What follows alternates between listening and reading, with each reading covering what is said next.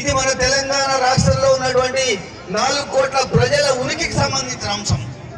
ఈ రోజు అటు బీజేపీ కానివ్వండి, టీఆర్ఎస్ కానివ్వండి, గత 10 సంవత్సరాల లోపల ఒక చీకటి వాతావరణాన్ని తీసుకొచ్చి మన తెలంగాణ ప్రజలకు మోసం చేస్తే మీ అందరి ఆశీర్వాదం మేరకు కాంగ్రెస్ పార్టీ అధికారంలో వచ్చి తెలంగాణకు నిజంగా ప్రత్యేక రాష్ట్ర ప్రతిపత్తి వచ్చింది అనే దాన్ని మనం మొన్న మన పార్టీ మరి అధికారం వచ్చాక గుర్తించడం జరిగింది. ఈ రోజు మీకు తెలియజేసే ఏంటంటే మన ముఖ్యమంత్రి సేవ వల్ల మనం ఈ 4 నెలల్లో సాధించడం. ఇంకా మనకు 4 సంవత్సరాల 8 నెలల టైం ఉన్నది. వాటిని అన్నింటినీ కూడా పూర్తి స్థాయిలో మనం పొందడానికి కోసం ఖచ్చితంగా మాట్లాడే ఉండదు. రేవంత్ రెడ్డి గారు దాన్ని నిలబెట్టుకోవడం అనేది ఖచ్చితంగా జరుగుతుంది.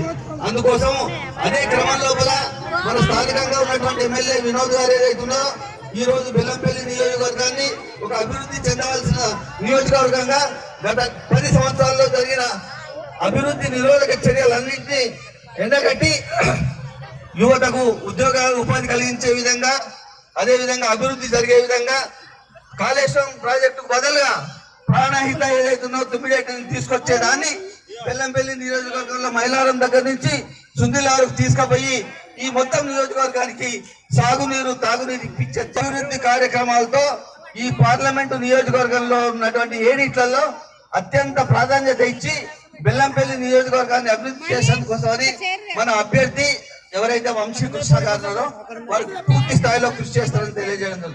ముఖ్యంగా మన అభ్యర్థి గురించి తెలియజేయడం ఏంటంటే ఆయన ఈ రోజు ఉన్న యువతరానికి ఒక ప్రతినిధి.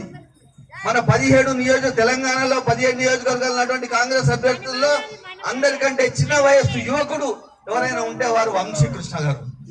చిన్నవాడు యువకుడు అయినప్పటికీ కూడా ఆయన పూర్తి స్థాయి లోపల పరిపూర్ణమైన విజ్ఞానం ఉన్నవాడు, ఉపాధి కోసం కృషి చేసేవాడు, స్వతంత్రమైన భావాలు ఉన్నవాడు, యువతకు సపోర్ట్ చేసేవాడు, ఒక పారిశ్రామికవేత్త అయి కూడా గ్రౌండ్ లెవెల్ నుంచి ప్రజా సమస్యలను తెలుసుకొని వారికి అన్ని విధాల అండదండగా ఉండే అవకాశం ఉన్నది. అదే విధంగా జాతీయ స్థాయి లోపల కేంద్ర ప్రభుత్వం నుంచి అన్ని విధాల ఒత్తిడి చేసి కొట్లాడి కృషి చేసి మన అభివృద్ధి కోసం కృషి చేసే అవకాశం ఉన్నది. ఈ రోజు దేశం లోపల మతం పేరుతో మనందరం ఇక్కడ ఉన్న వాళ్ళందరూ అన్ని మతాలకు సంబంధించిన వాళ్ళు, వర్గాల ప్రజలందరికీ, మైనారిటీలకు ప్రతి ఒక్కరు కూడా సామాజిక భద్రత ఉండే విధంగా, ఉపాధి కలిగించే విధంగా, రిజర్వేషన్లు ఉండే విధంగా, రాజ్యాంగంలో ఉన్నటువంటి హక్కులను రక్షించే విధంగా కృషి చేయాలంటే దాన్ని కాంగ్రెస్ పార్టీ ఒకటే చేయగలదు.